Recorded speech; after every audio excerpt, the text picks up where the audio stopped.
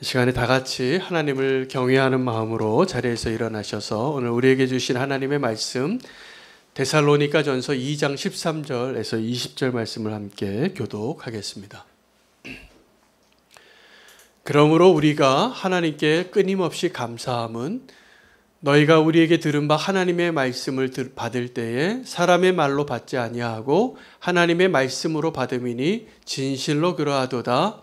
이 말씀이 또한 너희 믿는 자 가운데에서 역사하느니라. 형제들아, 너희가 그리스도 예수 안에서 유대인의 하나님의 교회들을 본받는 자 되었으니 그들이 유대인에게 고난을 받은 것 같이 너희도 너희에게서 고난을 받았느니라.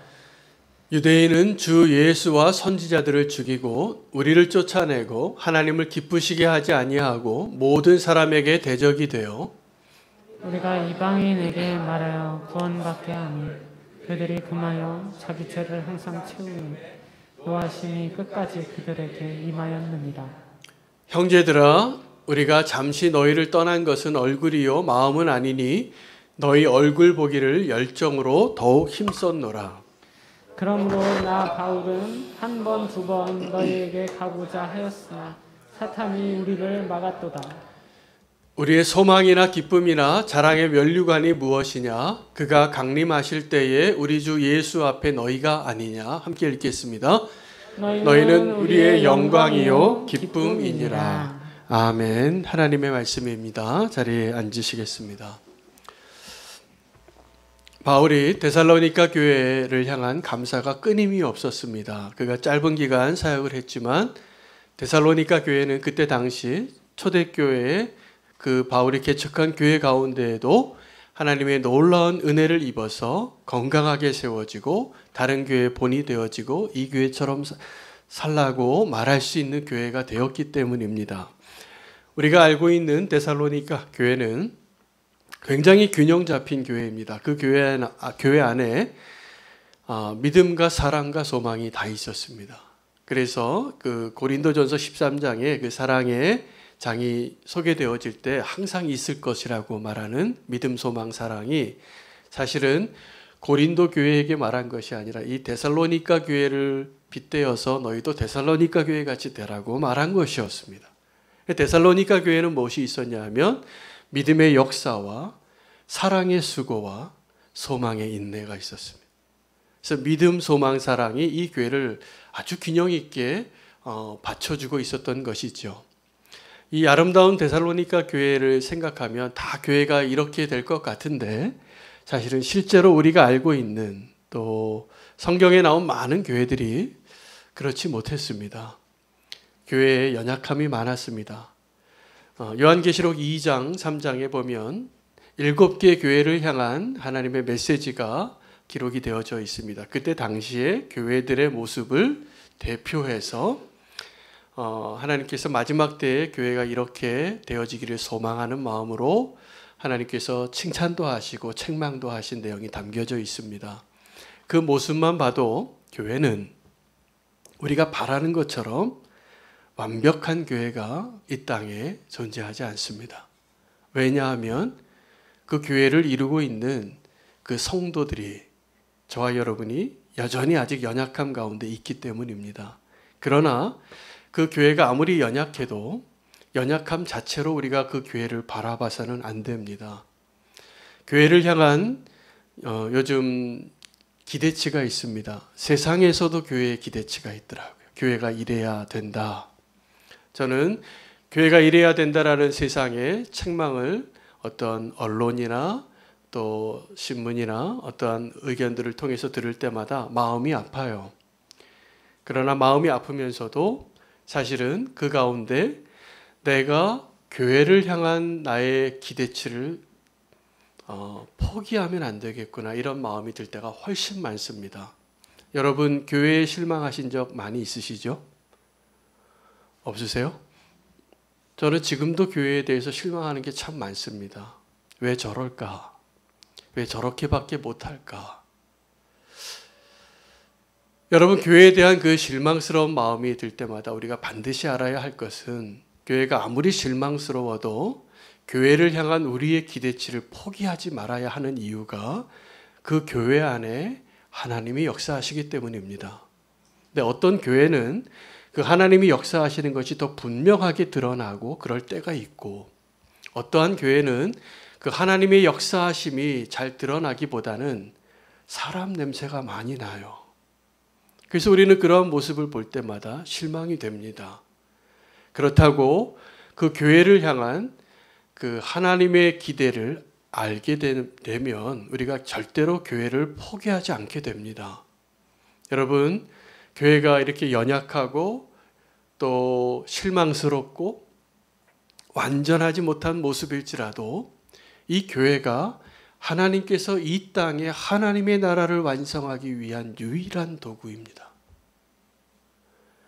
이 교회를 하나님께서 예수 그리스도의 피를 주고 사셨다 그래요. 왜냐하면 교회는 저와 여러분과 같이 연약한 자로 구성이 되어져 있지만 그 교회의 머리 되신 분이 예수 그리스도이십니다. 그 교회는 이 말씀의 근거에서 교회가 어떠한 곳인가라고 생각해 보면 이 땅이 그 어떠한 것도 교회보다 더 높은 것이 없어요. 왜냐하면 예수 그리스도께서 머리이시기 때문입니다. 이 땅에서 교회는 너무나 연약해서 그냥 바람이 훅 불면 쓰러질 것 같은 연약한 모습일 때가 많습니다. 하나님이 연약하시기 때문이 아니라 우리가 연약하기 때문에 그렇습니다. 여러분이 알고 있는 가장 이상적인 교회의 모습은 어떠한 것입니까? 성경의 말씀에 어떠한 교회가 가장 이상적인 교회였을까요? 많은 분들이 지금 우리가 살아가고 있는 이 시대의 교회가 너무나 실망스럽고 문제가 많다고 생각해서 교회의 원형을 어디서 찾냐 하면 1세기에 존재했던 초대교회에서 찾습니다. 초대교회라 함은 사실은 두 가지로 나누어질 수 있습니다. 성령이 강림하셨을 때 예수님께서 승천하시고 성령이 강림하셨을 때 첫 번째 마더 처치였던 예루살렘 교회를 의미합니다. 여러분, 그래서 가장 아름다운 교회, 이상적인 교회는 그 예루살렘 교회에 성령이 임했을 때 그들이 성령으로 감동되어서 베드로가 그 무식한 어부가 설교를 해도 3,000명이 모이고 대형 교회가 됐어요. 놀라운 부흥이 일어났고 그들이 말씀과 기도에 전념하고 얼마나 헌신적으로 서로 사랑하고 살았는지 자기의 재산을 팔아서 땅 팔아서 이 수천 명 먹이는 데 썼어요. 주님이 금방 오실 것 같았어요. 그런데 그렇게 성경에서 가장 이상적이라고 말했던 그 교회도 오래가지 않습니다. 하나님께서 그 교회를 흩으신 거예요. 그 흩으시는 일 가운데 교회에 고난이 임했죠. 그런데 첫 번째 교회의 핍박은 유대인들에 의한 핍박이 있었습니다. 그래서 우리가 알고 있는 것처럼 스데반 집사님의 순교 이후에 교회가 흩어지게 됩니다. 그리고 그 교회가 흩어지고 교회가 세워지는 새로운 교회의 시대를 주도했던 사람이 오늘 이 데살로니가 전서를 썼던 바울이라는 사람이에요. 하나님께서 그 그릇으로 부르시고 쓰신 것이죠.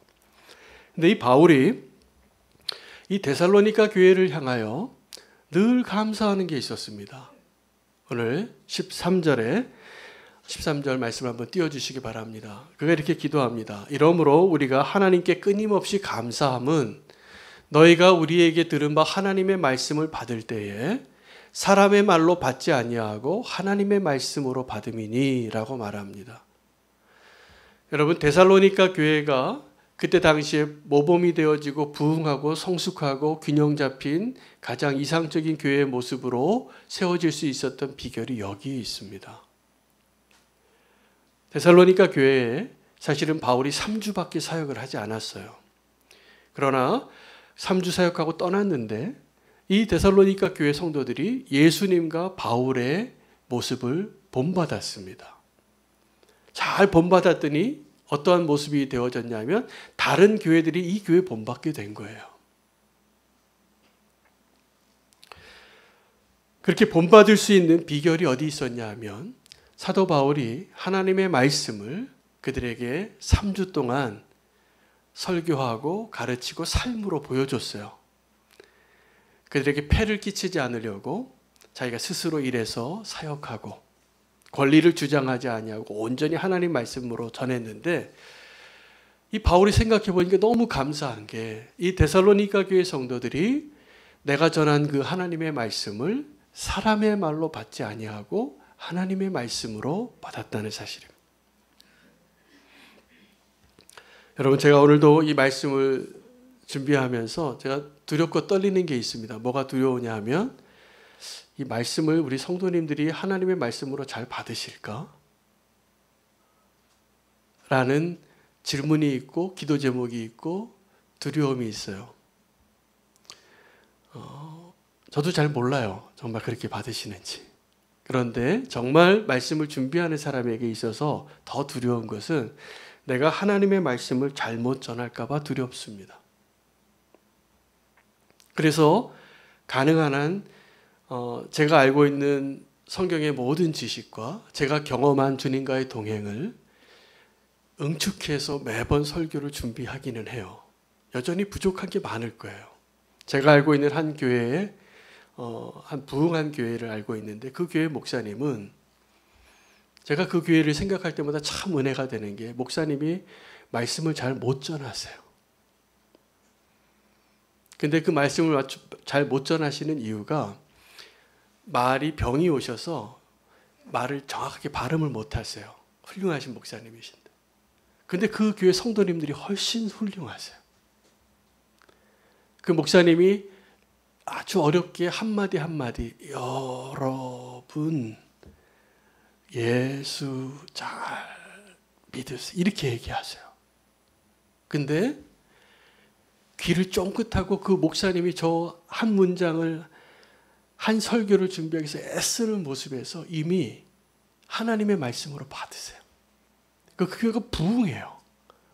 이렇게 말씀 못 전하는데 부흥하는 게 은혜죠. 요즘 말씀 너무 잘하는 목사님들이 너무 많아요. 그런데 왜 부흥이 안 되고 왜 우리의 삶은 변화가 되어지지 않고 왜 교회의 기대치는 더 낮아질까? 이유는 딱 하나예요. 말씀을 받을 때 이것을 사람의 말로 받는지 아니면 하나님의 말씀으로 받는지에 달려 있습니다. 예수님께서 말씀하신 좋은 밭의 비유가 있죠. 정확하게 오늘 바울이 고백하고 있는 이 본문을 해설해 주는 거예요. 똑같은 씨앗인데 씨앗이 어디에 뿌려지느냐에 따라서 열매를 맺을 수 있고 맺을 수가 없어요. 오늘도 동일합니다. 오늘 이 하나님의 말씀을 듣고 어떤 성도님은 30배, 60배, 100배의 열매를 맺으실 분이 있고 어떠한 성도님은 그냥 지나가는 말이에요. 왜요? 사람의 말이니까.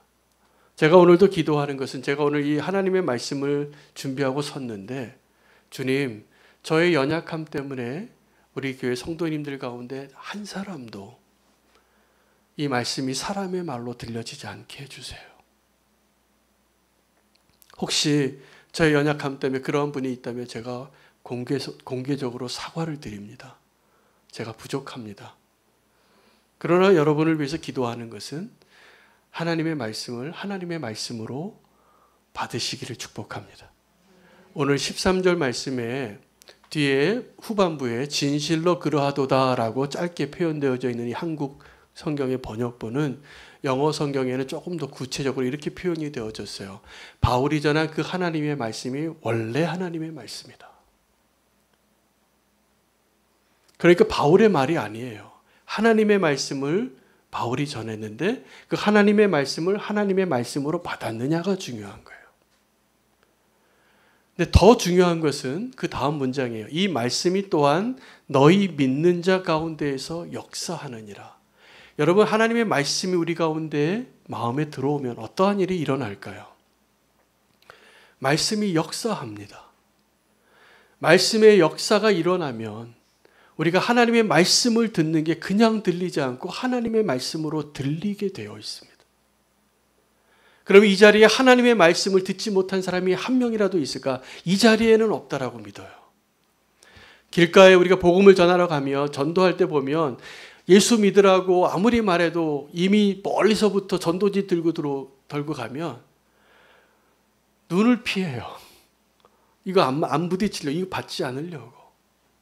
그런 분들은 예외예요. 근데 오늘 이 자리에 우리가 하나님의 말씀을 듣는데 하나님의 말씀이 우리 가운데 역사하지 못한다면 그것처럼 불행이 없습니다. 우리 교회에서 2달마다 매번 이제는 우리 교회 하나의 전통이 되고 저는 이 전통을 계속 살리고 싶어요. 평신도 새벽 설교 주간이 있습니다. 2달에 한 번씩. 우리 평신도 아직 설교 안 하신 분들은 지금도 마음이 무거운 점이 있으실 것 같아요. 근데 제가 주님 앞에 기도했어요. 우리 교회 모든 성도님들 다 설교시키고 싶어요. 이걸 오해하시더라고요. 한윤호 목사가 개척교회 하면서 설교 너무 많이 하니까 피곤해서 2달에 한 주 정도 쉬고 싶어서 설교 안 하나 보다. 천만에요. 저는 사실은 말씀 준비하는 게 고되지만 너무나 행복하게 말씀을 준비하고 있습니다. 여러 직업이 있는데 저는 제가 목사가 될 줄 꿈에도 생각 못했어요. 근데 제가 목사가 되면서 제일 감사한 것은 제가 누리는 기쁨이 제일 큽니다. 그러니까 제가 제일 수지 맞았어요. 말씀을 전할 때 제가 말씀을 준비하느라고 굉장히 많은 시간과 기도와 노력이 들어갑니다. 사실은 이 설교도 그냥 되어지지 않았어요. 제가 이 설교 준비하면서도 어제도 눈물을 몇 번 흘렸어요. 그 은혜가 느껴져서. 그런데 제가 그 평신도 설교를 왜 시키냐 하면, 부탁을 드리냐 하면 이 은혜를 맛보라는 거예요. 제가 사실은 그 평신도 설교 주간에 제일 은혜를 누리는 사람이 접니다. 기뻐요. 그 평신도 설교 주간에 첫째 날, 둘째 날은 우리 교회 우리 전도사님 2분이 하시고 그 화, 수, 목 이렇게 평신도 3분이 장로님, 권사님, 집사님들이 지금 하고 계시는데 다 돌아갈 겁니다. 기대하셔도 좋습니다. 근데 저는 그 시간에 이제 말씀 전하던 자의 자리에서 말씀 듣는 자의 자리에 있는데 그렇게 은혜가 돼요. 정말 저는 그 말씀이 하나님의 말씀으로 들려요. 이 집사님이 설교하시는데 여러분 그 자리에 아마 이미 그렇게 설교해 보신 분들은 다 그렇게 고백하실 거라 믿어요. 그 기간이 굉장히 힘들지만 제일 은혜로운 시간이고 내 신앙의 굉장히 터닝 포인트와 같은 큰 은혜를 누리는 시간이 되기도 합니다. 그러셨죠? 예, 아닌가요? 우리 그만할까요? 근데 저는 이 축복을 나누고 싶어요. 여러분 초대교회에 제일 설교를 잘했던 사람이 누구였을까요? 베드로인가요? 네, 베드로가 그렇게 기록이 되어 이 범인인데 그냥 어부에 불과한데 여태까지 계속 무식하게 육체 노동하던 사람이었는데 그가 성령의 감동을 받으니까 놀라운 설교가가 돼서 나중에는 그 베드로의 그림자 밟기도 두려워할 정도로 그렇게 존경받는 목회자가 됐죠. 그러나 정말 교회의 역사를 바꾼 명설교를 한 사람은 스데반 집사님입니다. 근데 이 초대교회에 왜 집사님을 세웠죠? 사도들이 말씀과 기도에 전념하기 위해서였습니다. 그래서 그 커진 대형 교회가 되어진 예루살렘 교회에 여러 가지 음식을 나누고 구제하고 또 행정적인 일을 하는 일을 신실한 성령 충만한 사람들을 집사님으로 세운 것이었습니다. 근데 이 스데반 집사님이 설교를 더 잘했어요. 더 잘했다는 의미는 뭐냐면 그의 설교로 그가 목숨을 걸고 설교했어요. 마지막 그의 설교가 순교의 이유가 됐습니다. 마음에 찔린 자들 때문에. 사람들이 돌을 던졌죠. 그리고 그가 어떻게 설교했냐면 그의 마지막 설교문은 주여 저들이 지금 자기가 하는 일을 모르고 있습니다. 용서해 주시옵소서. 여러분 이런 게 명설교예요. 왜 이런 일이 가능합니까? 하나님의 말씀이 그 스데반 집사님의 심령 안에 역사했기 때문이에요. 왜 이 데살로니가 교회가 이렇게 멋진 교회가 됐습니까? 그들이 그 하나님의 말씀을 하나님의 말씀으로 받았기 때문에요. 그리고 그 말씀이 그들의 안에 역사했기 때문에 그들이 그렇게 하나님의 말씀으로 받은 것일 수도 있습니다. 바울이 이 데살로니가 교회를 향하여 그렇게 축복하면서 그것이 기쁘면서 그들을 위로한 내용이 있는데 그들을 박해하던 사람들이 있었습니다. 유대 사람들입니다. 그러면서 이렇게 이야기합니다. 너희가 지금 유대에 있는 교회를 닮아가고 있다고. 이 데살로니가 교회는 누군가를 잘 따르는 교회에서 아주 순종의 은사가 있는 교회 같아요.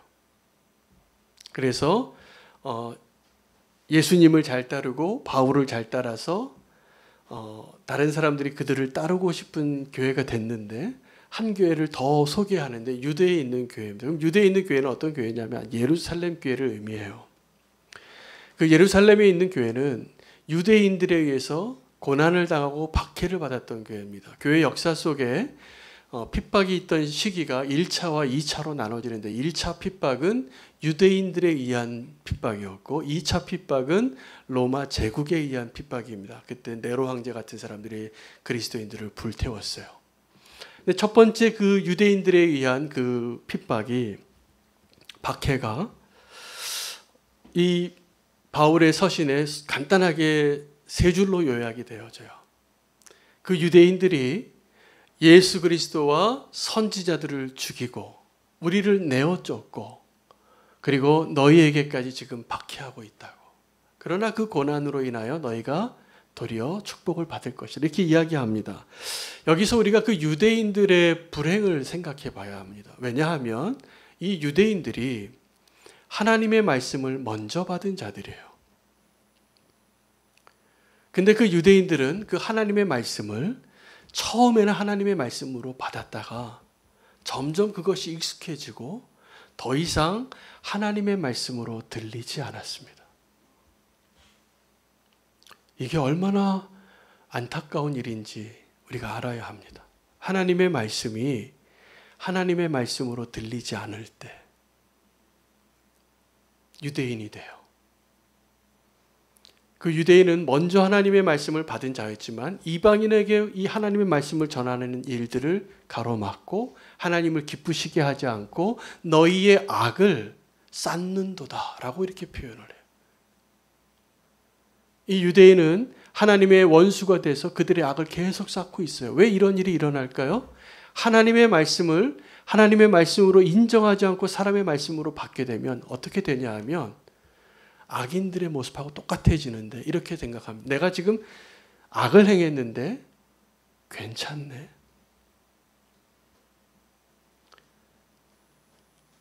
하나님이 안 계신 것 같다고. 하나님이 안 보시는 것 같다고 생각하게 됩니다. 이 유대인들을 향한 하나님의 안타까움은 그들이 하나님의 대적이 됐기 때문에 안타까운 것이 아니라 하나님의 말씀이 더 이상 하나님의 말씀으로 들리지 않는 안타까움이에요. 이 데살로니가 교회는 그러한 면에 있어서 하나님의 은혜를 입은 교회가 분명합니다. 그리고 이 바울은 이 데살로니가 교회 성도들을 너무나 보고 싶어서 한 번, 두 번 내가 너에게 가려고 했는데 사단이 그것을 막았다라고 말합니다. 근데 여기서 사단이 우리의 그 길을 막았다라는 표현을 여러 주석은 한 3가지 정도의 의견을 제시합니다. 이 사단이 방해는 첫 번째, 말씀을 전하는 자였던 바울의 육체의 가시다. 육체적으로 연약했기 때문에 복음을 전하고 가려고 했지만 그 길이 막혔다. 두 번째, 사역의 우선순위와 상황이 그렇게 되지 않아서 데살로니가 교회에 가고 싶었지만 다른 일 때문에 갈 수가 없는 거죠. 계속 반대 방향으로 가고 있었기 때문에, 다른 가던 여정이 있었기 때문에. 세 번째는 사단의 그 방해가 데살로니가 교회 안에 있는 잘못된 가르침입니다. 바울은 3주 사역하고 떠났는데 그 잘못된 가르침, 영지주의와 또 잘못된 종말론을 가리키는 사람들 때문에 이 신실한 데살로니가 교인들이 이 주님이 언제 오시는지, 그리고 또 데살로니가 후서는 또 바뀌어요. 너무 금방 올 것 같아서 현실의 삶을 외면하니까 균형 잡힌 믿음을 가지고 주님을 기다리라 이렇게 바뀌어요. 그가 이 너무나 갈망하면서 데살로니가 교회 성도들을 보고 싶은 마음을 이렇게 표현합니다. 내가 너에게 가고 싶은데 갈 수 없고 사단이 막았는데 내가 지금 얼굴로는 함께 할 수 없지만 마음으로는 그렇지 아니하니라고 말합니다. 골로새서 2장 6절에는 바울이 골로새 교인들에게 또 이렇게 말합니다. 우리가 지금 육신으로는 떠나 있으나 심령으로는 너희와 함께 있어 너희가 질서 있게 행함과 그리스도를 믿는 너희의 믿음이 굳건한 것을 기쁘게 바라보고 있노라고. 여러분, 바울은 자기가 세웠던 그 교회들, 그 교회 성도들과 함께 얼굴로는 몸 하나니까 바울은 신이 아니에요. 예수님이 아니에요. 성령님이 아니에요. 그가 그 충성된 자로 계속 믿음의 길을 갔지만 더 이상 함께 할 수 없었던 그 모든 교회 성도들을 잊지 않고 얼굴로는 볼 수 없지만 마음으로는 늘 함께 했다라는 것을 의미합니다. 여러분, 우리는 교회 지금 우리가 예수 동행 훈련을 하고 있잖아요. 저는 오늘 이 본문에서도 바울이 그렇게 동일한 믿음으로 서 있는 성도들과 동행하고 있구나. 저는 지금 한 달 동안 우리가 헌신을 했는데 한 15일 돼 가고 있는데 오늘 14일이니까요.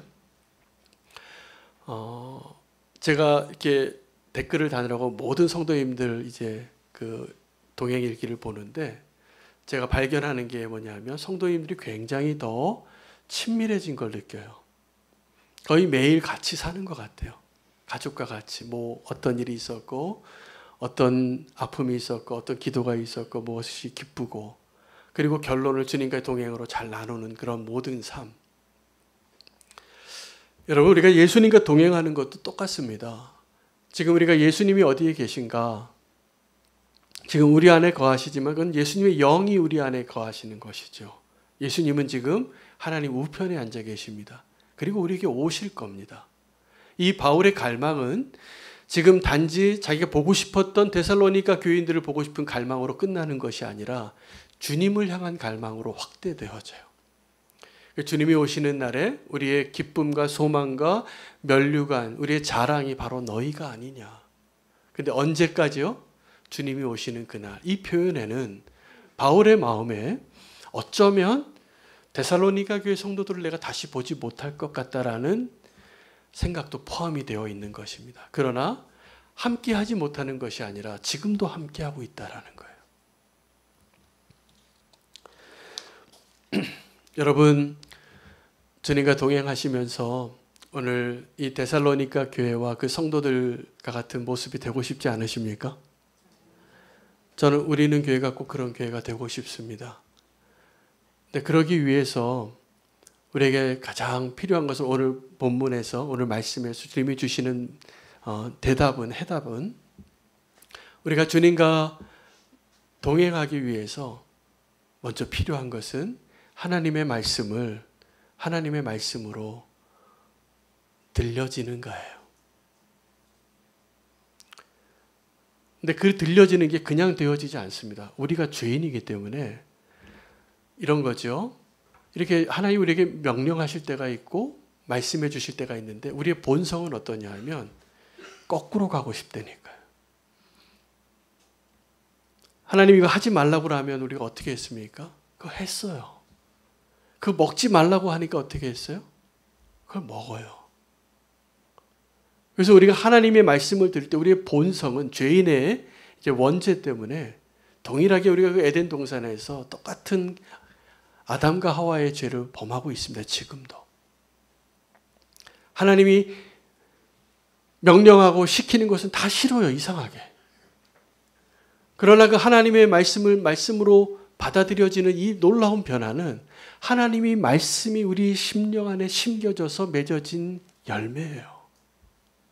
지금 그 일이 안 되는 것은 하나님의 말씀이 우리 안에서 지금 역사하는 것을 가로막는 무언가가 있다라는 것이죠. 오늘 하나님께서 하나님의 말씀이 저와 여러분의 마음 안에서 역사하시기를 축복합니다. 그래서 하나님의 말씀이 하나님의 말씀으로 들려지는 은혜가 임하기를 축복합니다. 그 하나님의 말씀을 알게 되면 하나님의 갈망을 알게 됩니다. 하나님의 갈망은 우리가 하나님을 알고 하나님의 뜻대로 사는 거예요. 하나님의 갈망은 하나님 우리를 사랑하시는 것처럼 우리도 하나님을 사랑하는 자로 사는 거예요. 원수는 그 하나님의 갈망을 우리가 알지 못하게 해요. 그래서 우리의 갈망이 때로는 다른 것이 될 때가 많습니다. 돈을 원할 때가 있고 사람에게 의지하고 싶을 때가 있고 나도 한번 성공해 보고 싶을 때가 많아요. 근데 이게 우리가 이 땅에 사는 이유가 아니에요. 우리가 이 땅에 지금 사는 이유는 나를 창조하신 하나님을 알고 하나님의 뜻대로 살아가는 거예요. 하나님의 말씀이 하나님의 말씀으로 들려지는 거예요. 그게 하나님의 갈망이에요. 우리의 갈망이 바뀌어지시기를 축복합니다. 우리의 갈망이 내가 성공하고 부자가 되고 힘이 있고 한번 내 멋대로 한번 살아보고 싶고 이런 헛된 갈망에서 정말 하나님을 아는 것이 나의 가장 큰 갈망이 되어지는 그 축복을 다시 한번 회복하시고 하나님의 뜻 가운데 우리가 함께 서기를 원합니다. 오늘 이 시간에 하나님께서 우리에게 무엇을 갈망하며 살아야 하는지를 말씀해 주셨습니다. 주님을 갈망하는 것입니다. 그리고 그 주님을 갈망하는 자들과 함께 동행하며 주의 뜻이 이루어지는 것을 함께 고백하는 저와 여러분 되시기를 축복합니다. 오늘 함께 찬양하며 결단하고 봉헌하도록 하겠습니다.